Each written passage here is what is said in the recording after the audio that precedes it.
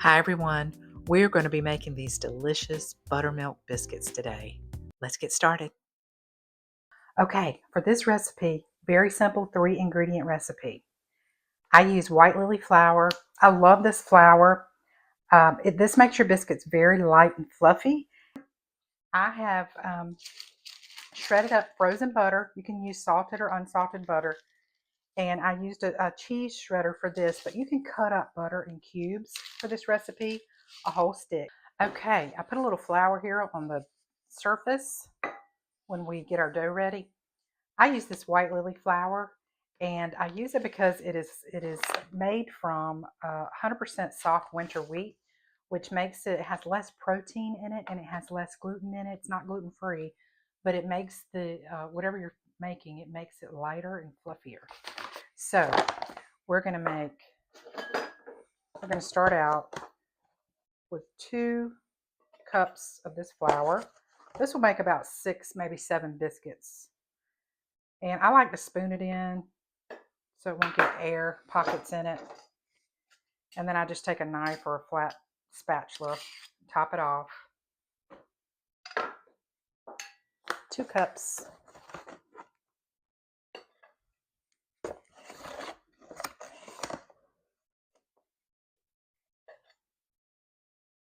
Okay, and it's okay if some spills on your surface. And we just top it off. There you go. And now we're going to add our butter.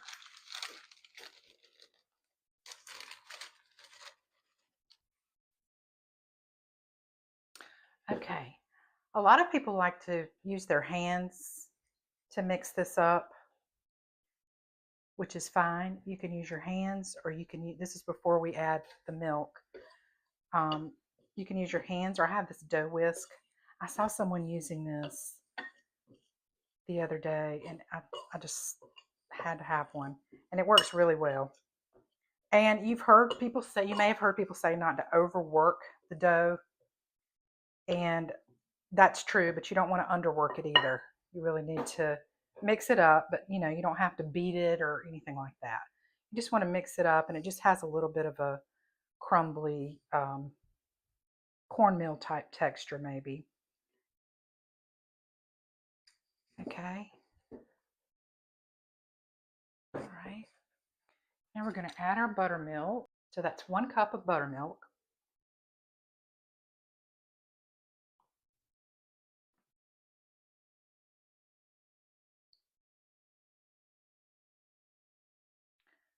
We're going to stir this up. Not real aggressively. Just gently mix it.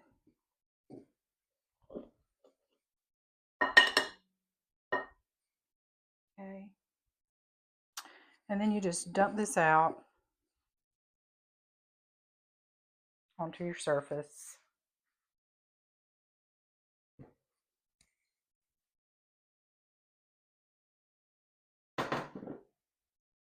You may want to get a little flour on your hands.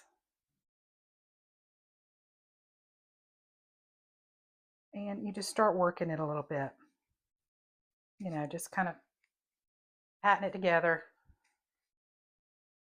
So you just fold it over and flatten it out. Fold it over, flatten it out. Okay, I like to use a rolling pin. I'll just put a little flour on my rolling pin, roll it out. And I like to make my dough about a 1/2 to 1/4 inch.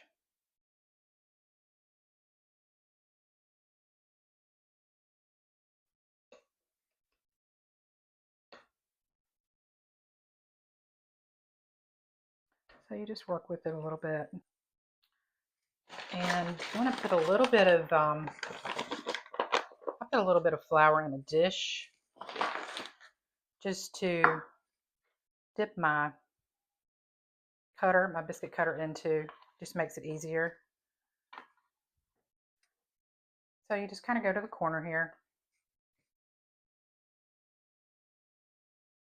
It'll kind of feel like a refrigerated biscuit, like a canned biscuit when you've taken it out of the can to cook it. It'll kind of feel like that.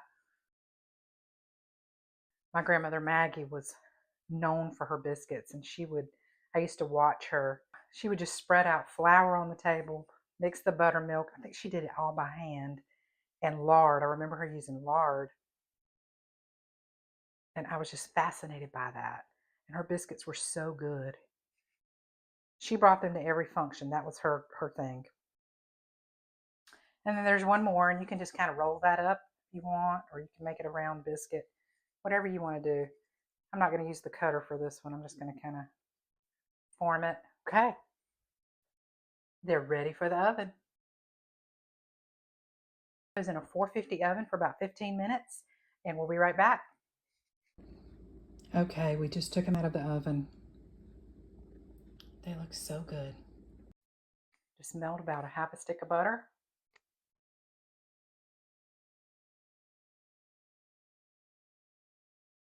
Butter on top. Okay, I'm going to plate this biscuit. I love a biscuit. Okay, love a biscuit. Y'all look at that. So flaky. And you can I like to eat mine plain. Sometimes I'll put an egg on it and cheese. Sometimes I eat it plain. Sometimes I'll put molasses on it. Once you start making your own biscuits, it'll be hard to buy a biscuit somewhere else. Mm.